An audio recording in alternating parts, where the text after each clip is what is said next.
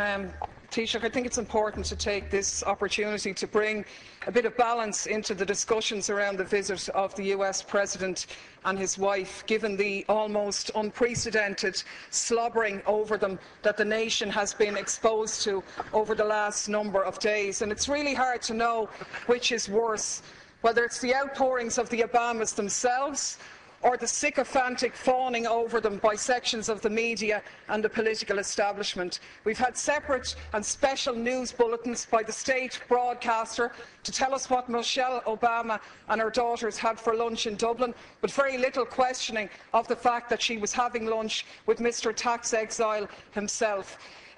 We had very little challenging of the fact that she's glad to be home, a country that she's been in less than a week and that her husband has very tenuous links in.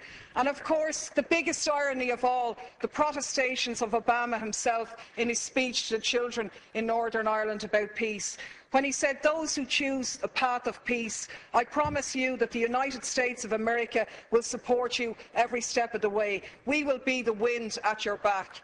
Now I ask you, is this person going for the Hypocrite of the Century award? Because we have to call things by their right names. And the reality is that by any serious examination, this man is a war criminal. He has just announced his decision to supply arms to the Syrian opposition, including the jihadists, fuelling the destabilisation of that region and continuing to undermine secularism and knock back conditions for women.